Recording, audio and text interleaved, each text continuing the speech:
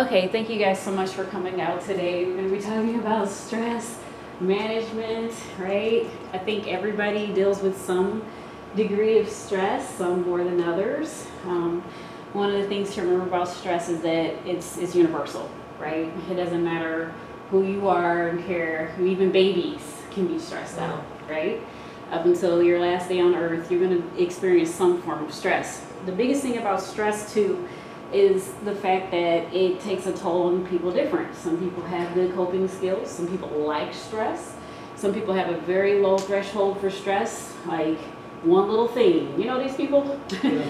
And their whole world's turned upside down. And you're like, here, do this. You know, you can think of 1,000 things to make it better. They can't think their way out of it because they're used to everything being perfect, right?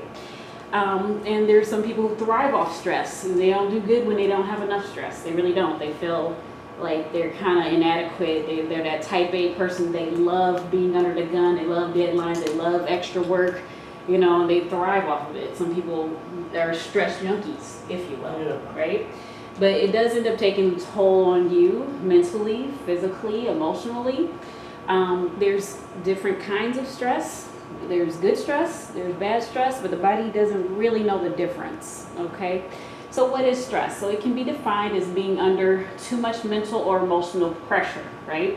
So stress can affect how you feel, how you think, how you behave, or even how your body functions, right? So if we get underneath enough stress, you might need to run in the bathroom. You might have some diarrhea. You might need to go pee a lot if if you're anxious. Some people will have that kind of a response.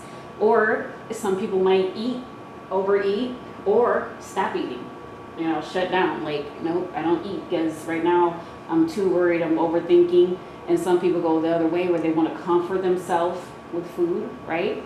So we can have some sleep disturbance, difficulty in concentrating when your brain is constantly, let's imagine we're having a marital problem, right? You're at work, but you're constantly in the background thinking, oh my God, lawyers, blah, blah, blah, what am I going to do with my kids? You can't really focus on a new project because you're learning and your brain's requiring you to pull from areas that you usually don't pull from. Loss of appetite, like I said, and etc. So some may also experience, like I said, anxiousness, irritability, snapping at people, physical pain, right? Stress can be painful. Some people end up with like a chronic pain syndrome from stress, or even a chronic, fibromyalgia, muscle pain, okay? And then racing thoughts. So one thing about thoughts, if you think about anything for more than 16 seconds, another thought joins it, right? Oh my God, my marriage is in trouble. It's in trouble. I don't know where this thing is going to go. Okay, what if I get a divorce, right? Oh my goodness, what am I going to do with my kids? And then what about the finances? So you've already had 6, 7 thoughts off of one thought, right? So one of the things that I practice doing is if I'm having a thought that I don't like, right, that is not going to serve me in this moment. Oh my goodness, my medical assistant, right? Okay, I can't do anything about it. Me worrying about it, I can worry, what are people going to think? I can worry, how's this going to affect the clinic? But that stuff is not going to serve me. What will serve me? Get up, go do whatever needs to be done. What's going to serve me in this moment? How can I move forward? What's going to help me to progress? Just keep going. Be positive. You know what I mean? Yeah. And so I literally, when I start having thoughts, I'll ask myself, does this thought serve me? Is it going to help me? Is it going to make me be stuck in the past? Right? Because if I'm stuck in the past, I can't move forward. I literally can't go forward. And if I'm stuck in the future, oh my God, what medical assistant am I going to get? It doesn't matter. Right now, today, you got to deal with what's in front of you right now. Okay? So that's one of our biggest things. We're too stuck on, what did he say to me before? How did this relationship interaction go? How's it going to go? I'm going to take all these old beliefs and I'm going to bring it to right now. Right? And so we'll project, well, you did this in the past, so I'm expecting you to do it right now. Instead of just dealing with what's in front of you right now. Right now, you could be having the time of your life, but we're too busy worried about, well, what are you going to do tomorrow? Or what'd you do before? So one of the other things I do is I'll just stay in the present moment right now. I might not even get tomorrow. I might be dead. You know what I mean? Honestly. And I'm worried about that, where I need to be worried about how I can move forward right now. Do these thoughts serve me? And you know what? I don't spend more than 5 seconds on a thought that doesn't serve me.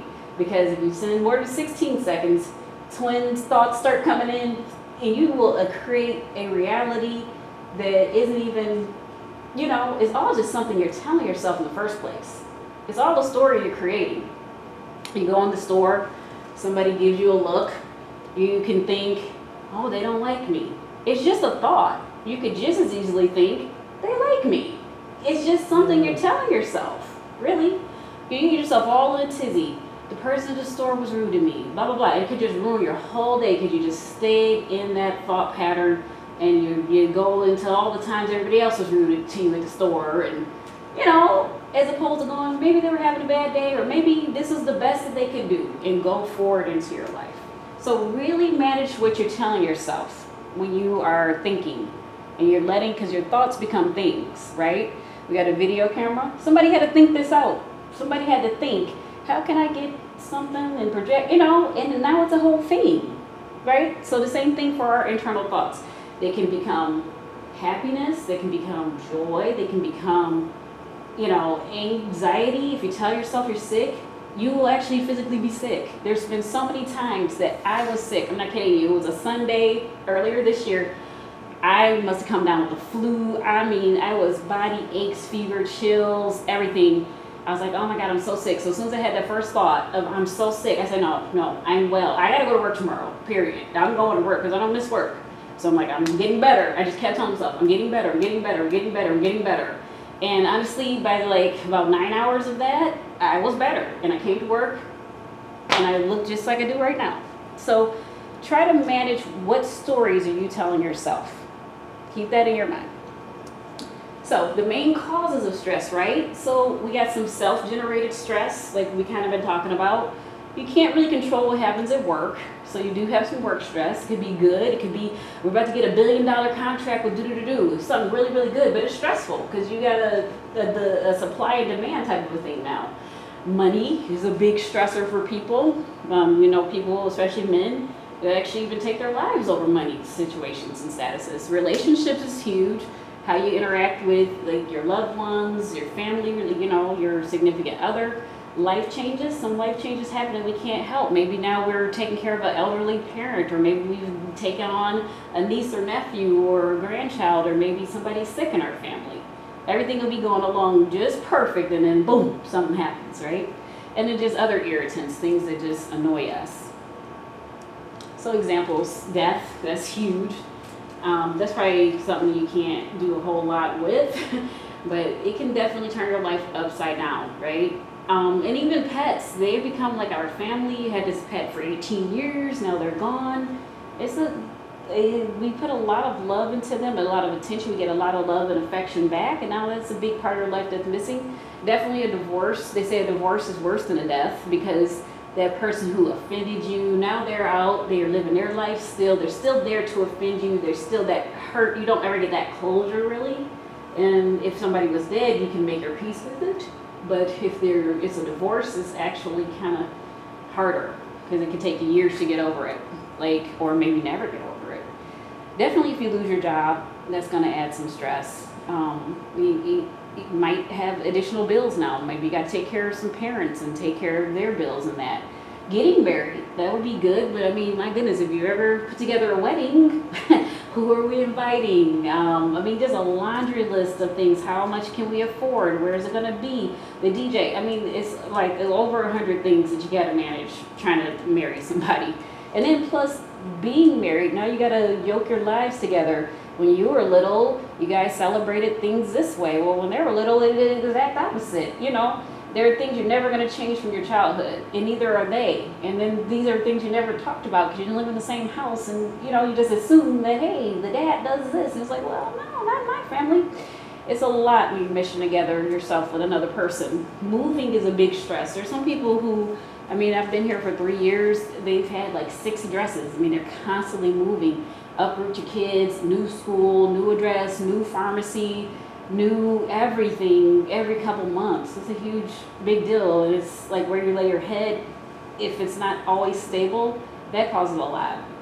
Chronic illnesses, it's people, being chronically sick, can be depressing. It can be costly. I mean, spending a lot of money going to specialists, getting a lot of pokes, lab draws and attention and everything. Injury, you're doing perfectly fine. You never even had a problem. You get in a motorcycle accident. Now you got every problem in the book. Emotional difficulties, right? And your self-esteem might not be where it's supposed to be, and then you might project onto other people. So we kind of talked about stress, causes of stress. One of the ones that I really want to point out, because I've really been working on this, is limiting beliefs. This is huge. So go in the store, have an interaction with somebody that either we didn't love, and our belief is limited, just that, it's something about me. We're making it personal. A lot of times we take everything and make it personal because we can change something in ourselves. Can't change the girl who has attitude at the store, but at the end of the day, whoever that person is or whoever you're interacting with, a co-worker, whoever, that's their personality. Okay, whether it's with you, whether it's the next 200 people they deal with, that's their personality. So the one thing you can do, like you might not be able to change an illness so much, but you can change your belief about an illness. Like I did when I was sick with the flu, right? I could say, oh my God, I'm sick and I'm gonna be sick. I'm gonna be out work for the next 3 to 5 days and that's just it. Everybody's gonna get this, blah, blah, blah. I'm gonna be in the bed, it's over. I got the flu. Or you do what I did, which is to say, I'm getting better. I just constantly tell myself, every time I want to say I'm sick as a dog, I just kept saying, I'm getting better. And I really did. I started feeling better. So that's the biggest thing, is what you really believe. You're painting a picture. What picture are you painting for yourself? What are you telling yourself? What story do you believe about yourself? And the story you believe about yourself is going to be the story you present to other people. And then that's what they're going to believe. I'm no good, I can't do it. They're going to believe that. If you ever interact with somebody and they have just this confidence and this charisma, you just want to do business with them, you just want, because they believe it. They had to start somewhere. They had to start internal work to be able to project that out to you to say, look, I'm telling you, I'm your guy. You want to do this with me? I can't tell you. I worked at a job that I absolutely did not love for years because that guy just had that. He had that charisma. He had that, like, look, we're going to the top. We're going to do this. We're going to do that. I'm like, I'm going to go with you. You know what I mean? I just believed him. He believed so much in himself. Every other piece was broken. But just that confidence, that good attitude, it makes a huge difference. So what stress does to your actual body? So with the head, you can have issues with your mood, anger, depression, irritability, sadness, lack of energy, swings in your appetite, concentration problems, sleeping issues, headaches and pain, mental health issues like anxiety disorders and panic attacks. Your skin, you could either break out. Have you guys ever been in such a stressful situation you actually broke out in hives? I don't think I have. Yeah, no? I think so. Have you? Yeah, yeah. Oh Well, my God. when we've been ICU nurses, and you're in here doing CPR on somebody for 12 hours, you talking about stress? They're in and out of life. You are stressed. You are like hived up from head to toe. It's taking such a toll on your own system. So I've definitely broken out in hives. And people do that. They'll get that. Joint and muscle problems, aches, tenderness, tension. You've had that, I'm sure, where you might have like just this knot in your neck just out of the blue. You haven't done anything, but it's just locating. They gotta go somewhere, right? Your heart. Has anybody ever had some chest pain that was undue? You don't have a problem with your heart, but all of a sudden you're having heart palpitations, your chest is tight. It's like you're actually having an anxiety type of an attack. Stomach, I definitely get this, where I've had my stomach will shut down. If I'm anxious over something, I don't eat anything, and you can have some diarrhea. Some people get constipation. You can get abdominal cramps, nausea, weight fluctuation. Your pancreas, you can actually end up with a diabetes. The the adrenal system regulates the way you regulate your blood pressure, your blood sugar. So if you're constantly under a lot of stress, that elevates your blood sugar. If you're constantly having the elevated blood sugar, you're going to have more risk for diabetes. And then patients who are diabetics, if they're sick, their blood sugar goes high, and they already know. But that's because their system is stressed. That sickness is showing up as a stress, right? Your intestines, we kind of talked about that. Your reproductive system, if you're a girl and if you've ever been super duper stressed out, you'll skip your cycle. You will not have your cycle the time you're supposed to, because it's like, this is not a good time to be making a baby, and you will literally not ovulate like you're supposed to, okay? And then your immune system, the more stressed you are, the more, all of a sudden it's like, gosh, I had to get my mom and my dad and they're living with me now, and now all of a sudden I got a cold sore. Things that I haven't had a cold sore in 20 years, but your immune system's low enough that now these things can start showing them, rearing their ugly head, okay? So, like I said, it depresses your immune system for sure. And then, like I said, it makes you sick, easier to get sick. It's harder to fight off bacteria and viruses. So financial stress. Financial worries can affect us all. Like I said, this can lead to unnecessary stress. My whole thing is, if me worrying about it is not going to change it or put money into my bank account, I choose not to worry about it. Because all it's going to do is make me hurt myself, really. It's just going to hurt me one way or another. Mentally, I just take a deep breath and be like, what, I just have to believe that somehow the money is going to be there. Somehow, it's all going to work itself out. I can make a payment arrangement or whatever I got to do, but me worrying about it nonstop is not going to put an extra dime into my bank account. So I might go, what will serve me? Okay, I can look for another part-time job. I can ask somebody for a loan. What will actually get you out of it? You know what I mean? And actually progress you forward. So always thinking those thoughts. What's going to serve me? Is me worrying about it going to serve me? Sometimes worrying about things will serve you. It depends on what it is. If you're being chased by a tiger, you need to worry about that. If you're not being chased, that's a real fear. That's a real thing. If you're not being chased by a tiger, you don't need your system to feel like you're being chased by a tiger. That's what we do to ourselves. And we wonder why we're exhausted. Oh my God, I'm so exhausted. But you haven't turned your brain off at all. We're not even turning off our brain to go to sleep. We are letting our brains keep us up from sleeping because we can't stop thinking. We're constantly worried about tomorrow. If you stay in the present, stay right now. Okay, it's 11 o'clock at night. I gotta be at work at 5 a.m. What will serve me right now? What will serve me right now is to calm my brain down and to go to sleep. Because there's nothing staying up all night worrying about things it's gonna not help me, right? Okay, so like I said, the financial stress can definitely have a major effect on your health as well. You could have a heart attack. I know one patient, her son passed away, and she was at the funeral, and she had a heart attack right then and there, and she died at his funeral. Oh, wow. But that was just all, they literally wrote broken heart syndrome.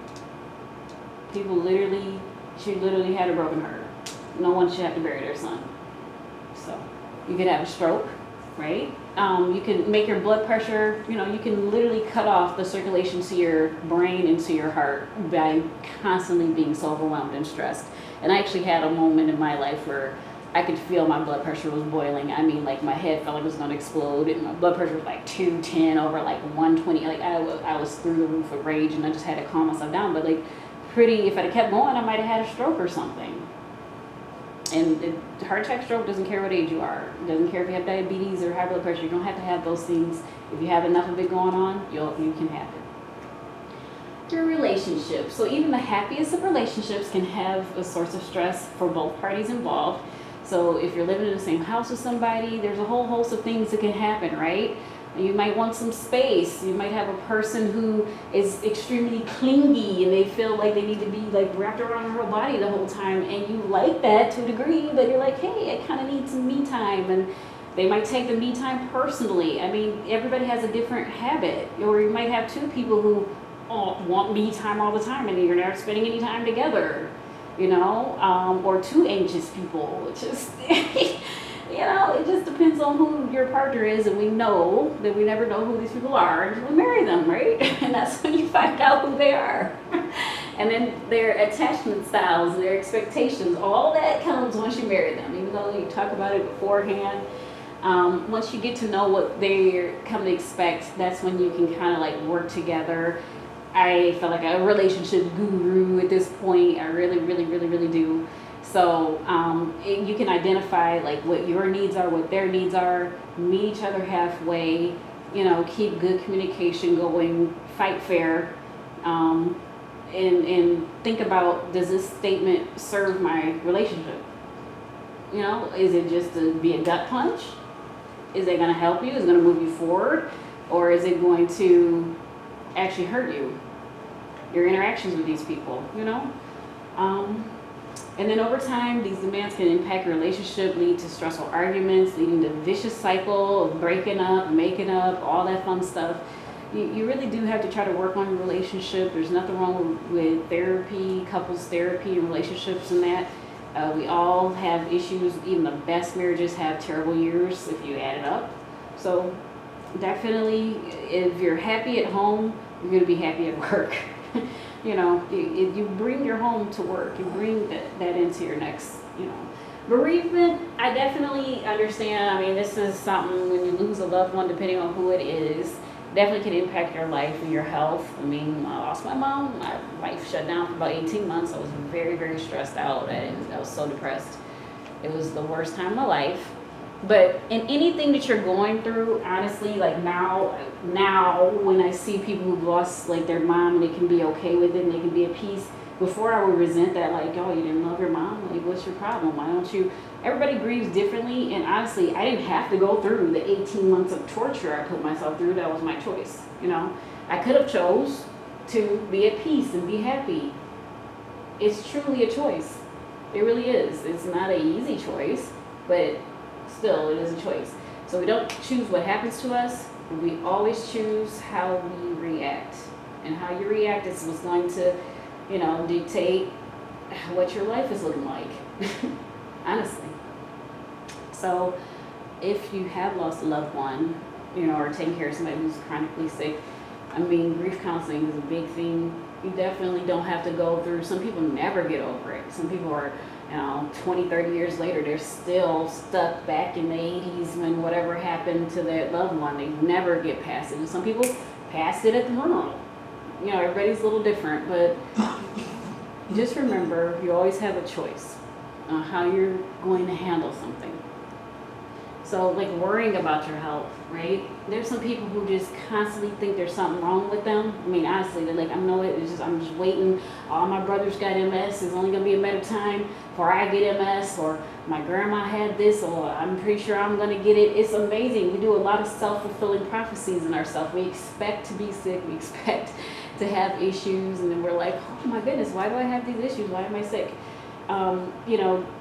Trying to think positive, like I said, trying to change that mindset, if you do have an illness, obviously there's loss control events. It can lead to persistent, bad future for you. You might have to be out of work, you might have to worry about your finances, your home, and it's just a whole overlying stress cycle. But like I said, constantly checking those thoughts and beliefs that you have, because thoughts become beliefs, right? So how can you manage the stress? All right, so we're going to want to go ahead and avoid stressful situations. We all got that one person. We all got that one thing that you already know. The way my mind is now, my brain will automatically calculate out the stress risk. It'd be like, nope, I just can't. I can't go into whatever that is. I'll even tell people. I had one person come, and every day she was telling me about her marriage and how terrible it was and blah, blah, blah, blah, blah, blah, blah. And I would give her some solutions, try to give her some different things she could do. But she wasn't really looking for solutions. She was just looking to vent. And just so you guys know, a lot of times women don't want a solution. They just want to vent. So just let them vent sometimes. Because men are problem solvers. So within the first 10, 15 seconds of hearing the conversation, they've come up with a solution. And a woman just wants to tell you a 15-minute problem. And just hold space for her, which means just to listen and just ask like another question like, oh wow, so now what's going on? That will make her think that you're totally listening, you're totally engaged. But anyways, stressful situations. So my stressful situations in my life have been people, right? I've got some toxic people in my circle and my family that was just, you can't help who you're born and who, but honestly, I will just tell them right away from the very beginning when they call me with a bunch of drama, like, oh my God, girl, this is what's going on, and blah, blah, blah. I'll say, hey, Jane. Listen, honestly, I can't. I literally just say, I can't. And they can fill in the blank with whatever they need. But because I care too much about what's going on with people, and some people thrive off drama, I thrive off solutions and helping. If they're just calling me with a bunch of drama, I just say, I can't. And I just cut it. So avoid the extremes. Those extreme thoughts, oh my goodness, we'll let our thoughts get so out of control. Oh, I'm going to be fired. I'm going to be, like, we go to the worst case scenario because we want to deal with what does the worst case scenario look like for me. Avoid the extremes. Okay, set realistic goals. Okay, so I want to lose some weight. Realistically, I want to lose 100 pounds by Christmas, but more realistically, I could probably lose 20 pounds by Christmas. Set something, because then you get 23 pounds, which is great, but then you didn't do the 100, so now you say, well, forget the whole thing. Manage how stress affects you. There's always, even if it's a nanosecond in between something awful happening and how you respond, you have the choice to manage how that affects you. And I'm up and say, Tina, you're fired. Okay. I have that nanosecond of saying, okay, you know what? I got something better out there for me. There's something good gonna come from this. This is like one of my beliefs. I just go, there's something good gonna come from it. As opposed to being like, oh my God, my whole life's over, what am I gonna do? Like, you could choose what path you're gonna go down, right?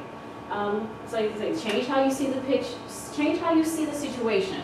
So I'm in the store, the girl's completely rude and psycho, and instead of letting that ruin the whole rest of my day, I go, you know what, she did her very best, she's having a stressful day, it's nothing personal, you know, and move on. Or paint a whole nother picture, you know what I mean? Like, how can I brighten up her day? How can I make her day a little bit easier? So if you have a bad day, you know what, it's gonna get better for you. Like, just right in that moment. And I do that a lot. And actually get people to, like, my goal would be to get, like, crotchety people to laugh and smile, and I do, and I like that. I like that, because we need a smile. We're supposed to smile, we're supposed to hug, we're supposed to receive so many hugs a day. We don't do that, you know? Change how you react to the stress, we talked about that. Set priorities. So obviously your priority is going to be like your house. You ever talk to these people and like their priority is like, I got to pay for my car payment. It's like, well, now you're homeless, right? So let's do the house first. Like, their priorities are jacked. And then they wonder why they're in these terrible situations. It's like, house, okay, job, car, like, hello. Take control of the situation as best as you can. Discover new relaxation techniques, which we'll talk about, and then figure out what is most important, right? So when I'm setting priorities, I set my relationship priorities as like, okay, I got my family, these are people I'm willing to interact with, and it's like, this person's way over here. I can't go out on a limb for this person who honestly would not go out on a limb for me. Honestly, is not going to be in my immediate life. Like a year from now, I'm probably not even going to know this person. Start thinking how much, because these people can like turn your whole life upside down. You're not even going to be in contact with them a year from now. Meditation. This cannot be overstated. So there are countless studies that show meditation reduces stress. Like I said, we don't turn off our brain. All we do is think, go. We really do need to relax. It can help with your blood sugar, your blood pressure, reduce heart disease, okay? And you don't have to be like, it doesn't have to be like all way out there, okay? All you're literally doing is taking out time. I will do this, you know, Dee. She's been with me underneath some stressful situations here. And honestly, I just breathe in for 4 seconds, breathe out for 4 seconds. That's it. And whatever thoughts are coming to you during that time, say, I will think about you later.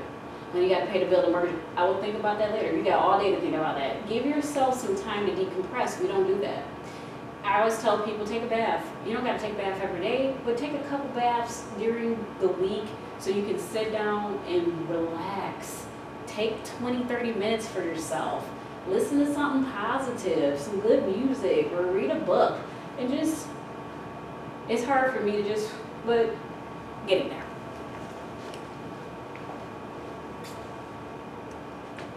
Okay, so here's a video. If you guys want later, you can go on that and challenge you.